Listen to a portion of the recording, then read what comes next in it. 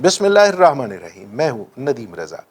कानून के दो चेहरे होते हैं, एक वो जो हमेशा शफ़क़त करता है, रहम दिली फरमाता है और हर ऐसे इक़दाम से जिसकी कानून में गुंजाइश नहीं भी होती सरफ़े निगाह करता है। ये चेहरा हमेशा ताकतवर हलकों की तरफ रहता है। इसकी नज़र करम हमेशा हुक्मरान या अशराफिया के तबके की तरफ होती है, जबकि दूसरा चेहरा जो गज़बनाक होता है, जो बड़े गुस्से में रहता है, जलाल में रहता है, ये चेहरा हमेशा उस तबके की जानिब रहता है जो कमज़ोर हो या जिसका ताल्लुक़ अशराफिया से, हुक्मरान तबके से या ताकतवर हलकों से ना हो।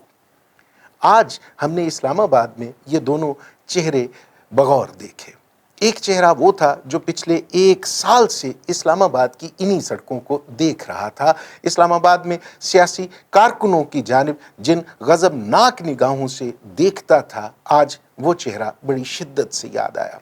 यही सड़कें थीं, यही शाहराएँ थीं, यही इस्लामाबाद था, यही पुलिस का इदारा था, यही ताकतवर हलके थे और यही तहरीक इंसाफ के कारकुन थे जिनके साथ पिछले एक साल के दौरान इस गज़बनाक चेहरे ने क्या क्या कुछ नहीं किया।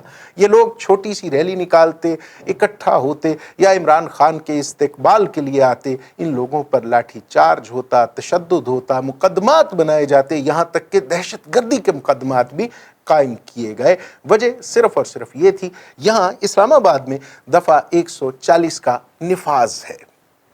बहुत से लोग अब भी पाबंदे सलासल हैं सिर्फ़ और सिर्फ इस वजह से कि उन्होंने दफ़ा 144 के निफाज के दौरान एहतजाज किया, जुलूस निकाला या कोई इकट्ठ किया।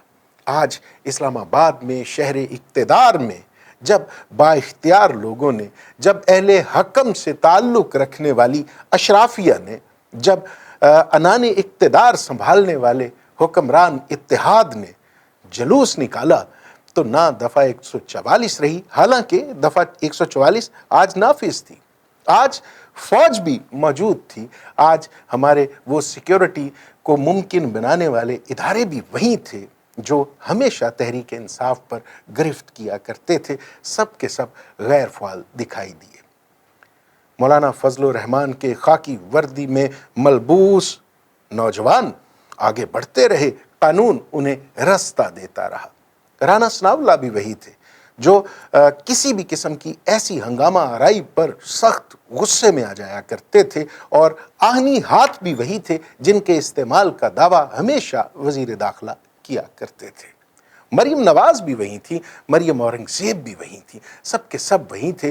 मौलाना फजलुर रहमान भी वही थे। और जिस तरह से सुप्रीम कोर्ट के सामने ये धरना हुआ, क़यामत है। इतनी बड़ी तादाद में लोग इकट्ठे हुए, कहीं किसी ने केपी में रोका, पंजाब में रोका, ना सिंध में रोका, कहीं से किसी काफिले को नहीं रोका गया। हालांकि पूरे मुल्क में अमन व अमान की सूरत हाल इतनी ख़राब है कि फ़ौज भी इंतखाबात मुमकिन बनाने में कामयाब नहीं हो पा रही।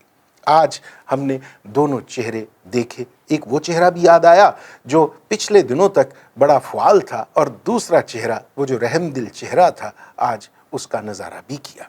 सुप्रीम कोर्ट के ख़िलाफ़ या सुप्रीम कोर्ट के मखसूस जजेस के ख़िलाफ़ एहतजाज करने वाले, धरना देने वाले, ये तमाम वो लोग हैं जो बरसरे इक़्तिदार हैं।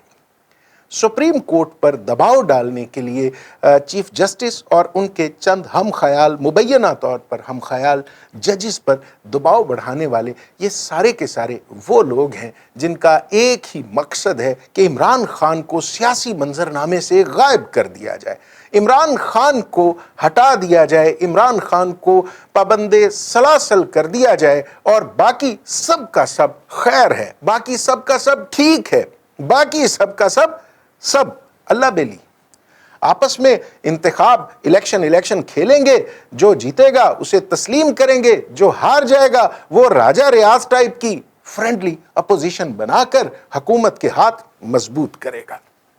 मसला सिर्फ और सिर्फ इमरान खान का दिफा बहुत से मामलात में करना मुश्किल है, लेकिन ये क्या है, सारे के सारे ताकतवर हलकों का एक ही मकसद, एक शख्स, एक कुव्वत, एक जमात, اس نے عمران خان کو کمزور کرنے کے بجائے مضبوط بنا دیا ہے۔ عمران خان کی وہ تمام غلطیاں، عمران خان کی وہ سیاسی نابالغ پن سے ہونے والی تمام تر غلطیاں لوگ فراموش کر چکے ہیں، لوگ بھول چکے ہیں۔ لوگوں کو یاد ہے تو صرف 1 سال، اس پی ڈی ایم کی حکومت کا 1 سال۔ حکومت جب سے آئی ہے عوامی مسائل کے حل کی جانب مجال ہے، ایک لحظے کے لیے، ایک لمحے کے لیے متوجہ ہوئی ہو۔ لوگوں کو یاد ہے تو صرف اور صرف وہ قومی اسمبلی کے اجلاس جو پورا دن لائیو ٹیلی کاسٹ ہوتے ہیں، لیکن ان میں صرف اور صرف ایک شخص عمران خان کو گالی دی جاتی ہے۔ تحریک انصاف کے خلاف وہی گفتگو کی جاتی ہے جو آج دھرنے کے اہتمام پر کی گئی، جو آج اس جلوس میں، اس جلسے میں جو تقاریر ہوئیں۔ آپ پچھلے چند روز کیا پورے 1 سال کی قومی اسمبلی کی کارروائی اٹھا لیجئے، مجال ہے کسی شخص نے، کسی حکمران اتحاد سے تعلق رکھنے والے رہنما نے عام آدمی کے مسئلے پر چند جملے کہے ہوں؟ سارے کا سارا مسئلہ، سارے کے سارے مسائل کی جڑ تحریک انصاف، پچھلی حکومت، سارے کا سارا معاشی بحران وجہ عمران خان۔ سارے مسائل اس جماعت سے جڑے ہوئے تھے، سارے مسائل کی جڑ تحریک انصاف کی حکومت تھی۔ تو بھائی صاحب 1 سال سے زائد تو آپ کو ہوا۔ آپ کے وزیر خزانہ نے لندن سے آتے وقت فرمایا تھا کہ میرے پاکستان پہنچنے کے بعد ڈالر دیکھیے کس طرح سے اس کی پرواز تھمتی ہے، کس طرح سے پر کٹتے ہیں۔ 200 روپے سے نیچے ڈالر کو لانے کا دعویٰ ہم نے، تحریک انصاف نے یا کسی اور نے نہیں کیا تھا۔ یہی حضرت تھے، یہی سائنسدان تھے۔ لیکن آج ڈالر 300 کی حدوں کو چھو رہا ہے۔ غریب آدمی کا معیار زندگی پہلے سے کہیں کم تر ہوا ہے۔ بھوکے لوگوں میں، بے روزگاری میں اور اس طرح کے بنیادی مسائل میں مسلسل اضافہ ہوا ہے۔ لیکن مسائل کی جڑ عمران خان۔ آج مولانا فضل الرحمان نے طاقت کا مظاہرہ تو کیا، ثابت تو کر دیا کہ ان کے لوگ نکل سکتے ہیں، دھرنا دے سکتے ہیں، ان کے لوگ احتجاج کرنے میں کسی بھی دوسری سیاسی قوت سے طاقتور ہیں۔ لیکن سوال یہ ہے، کیا آج شام کے بعد قانون اسی طرح سے حرکت میں آئے گا؟ رات کو اسی طرح سے گرفتاریاں ہوں گی، لوگوں کے گھر کے دروازے توڑے جائیں گے، لوگوں کے جو احتجاج کرنے آئے، جنہوں نے پاؤں کی ٹھوکر پہ رکھا دفعہ 144 کو، جنہوں نے قانون توڑا، جن کی نگاہ میں قانون کی کوئی حیثیت، کوئی اہمیت نہیں ہے، کیا ان کو گرفتار اسی طرح سے کیا جائے گا جس طرح سے تحریک انصاف کے کارکنوں کو کیا گیا تھا، یا اس سے بہت پہلے ٹی ایل پی کے کارکنوں کو کیا گیا تھا؟ وہ جو آئی جی پنجاب، وہ جو آئی جی اسلام آباد قانون کی سربلندی کا، قانون کے تحفظ کا، قانون کی عملداری کا دعویٰ کرتے نہیں تھکتے، کیا وہ آج قانون کا عملی طور پہ نفاذ عمل میں لائیں گے؟ کیا وہ ثابت کریں گے کہ وہ کسی ایک مخصوص اشرافیہ سے تعلق رکھنے والی، اقتدار رکھنے والی قوتوں کے کٹھ پتلی نہیں ہے؟ کیا وہ آج ثابت کریں گے کہ ان کا کام قانون کی عملداری ہے؟ جن لوگوں نے آج دفعہ 144 کو جوتی کی نوک پہ رکھا، جنہوں نے آج قانون توڑا، جنہوں نے آج قانون کا مذاق اڑایا، جنہوں نے ثابت کیا کہ ان کی قوت کے سامنے قانون کی کوئی حیثیت نہیں ہے، کیا ان کے خلاف کارروائی ہوگی؟ کیا ان کے خلاف اسی طرح سے گھیرا تنگ کیا جائے گا جس طرح تحریک انصاف کے کارکنوں کے خلاف پچھلے 1 سال سے کیا جا رہا ہے؟ اسی طرح سے گرفتاریاں ہوں گی، اسی طرح سے زندان بھرے جائیں گے؟ اگر نہیں تو معاف کیجئے گا، عوام یہ جان چکے ہیں، عوام جانتے ہیں، عوام اچھی طرح سے سمجھتے ہیں کہ جس کی قوت ہوتی ہے، جس کے پاس اقتدار ہوتا ہے، جس کے پاس اختیار ہوتا ہے، قانون نافذ کرنے والے ادارے اس کے پابند ہوتے ہیں، اسی کے کہنے پہ چلتے ہیں، اس کا ایک عسکری سیاسی ونگ ہوتے ہیں، اس سے بڑھ کر کچھ بھی نہیں ہوتے۔ آج محسن نقوی نگران وزیر اعلیٰ نے ایک بار پھر کہا ہے کہ جن لوگوں نے 9 مئی کے بعد توڑ پھوڑ کی، جلاؤ گھیراؤ کیا، خاص طور پہ کور کمانڈر ہاؤس کو جن لوگوں نے نشانہ بنایا، ان کے ساتھ ساتھ فوجی تنصیبات یا فوجی یادگاروں کی توہین کی، ان لوگوں کے ساتھ آہنی ہاتھوں سے نمٹا جائے گا، ان کی گرفتاریوں کا عمل جاری ہے۔ احتجاج کسی بھی شہری کا بنیادی حق ہے، لیکن آپ کو یہ حق حاصل نہیں ہے کہ خاص طور پہ حساس اداروں سے منسوب تنصیبات ہوں یا کوئی گھر ہو، کور کمانڈر ہاؤس ہو۔ کور کمانڈر ہاؤس ہمارے لیے زیادہ باعث توقیر اس لیے ہوتا ہے کہ جو ایسی شخصیت کے ساتھ منسوب ہو جس کا ایک تاریخی حوالہ بھی ہو جناح ہاؤس کے حوالے سے، اس لیے اس کا احترام بڑھ جاتا ہے۔ آپ احتجاج کر سکتے ہیں، آواز بلند کر سکتے ہیں، لیکن جلاؤ گھیراؤ کی اجازت کسی کو بھی نہیں ہونی چاہیے۔ قانون برابر ہونا چاہیے۔ کل کو اگر کوئی اور قوت کرتی ہے، کل کو کوئی اور جماعت کرتی ہے، تو اس کے ساتھ بھی کوئی معافی والا عمل نہیں ہونا چاہیے۔ گرفتاریاں بھی ہونی چاہیے، اور اس سازش کے پیچھے بغیر تحقیق کے کسی شخصیت کا نام نہیں لیا جانا چاہیے۔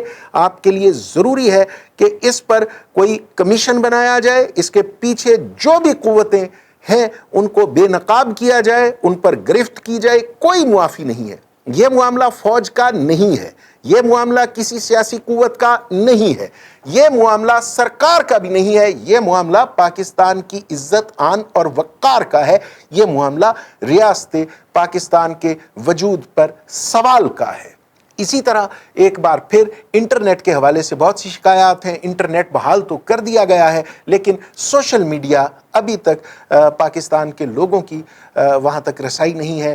اب جو حالات ہیں، عام پاکستانی خبر کے لیے، درست خبر کے لیے ہمارے نیشنل نیوز چینلز پر انحصار نہیں کرتا۔ آج کے دور میں آپ کسی بھی طرح سے سوشل میڈیا پر اس طرح پابندیاں عائد نہیں کر سکتے، خاص طور پر جب آپ کا نیشنل نیوز چینلز کا جو ایک نیٹ ورک ہے وہ اپنی ساکھ کھو چکا ہو۔ عام آدمی اچھی طرح سے واقف ہے، اچھی طرح سے جانتا ہے کہ اگر وہ جیو نیوز کی سکرین پر جائے گا، بول کی سکرین لگائے گا یا ARY کو ٹیون کرے گا، تو وہاں کون سا مبصر کس طرح کس خبر کا تجزیہ کر رہا ہوگا۔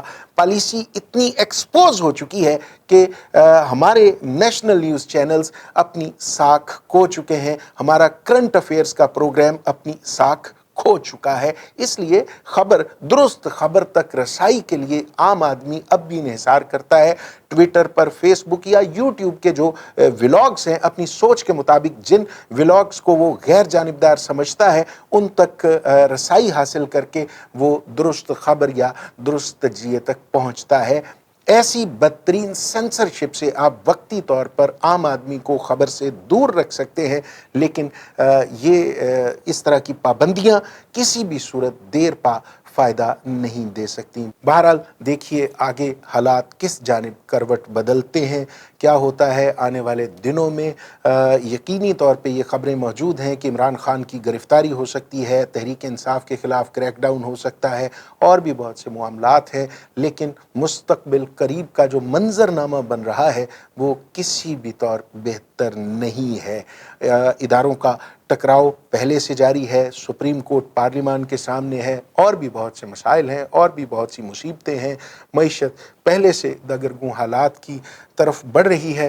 اب ان حالات میں صرف یہ دعا کی جا سکتی ہے کہ اللہ رب العالمین اس ریاست کو اپنی حفظ و امان میں رکھے اور اس ریاست پر اپنی نعمتوں، برکتوں اور رحمتوں کا نزول رکھے۔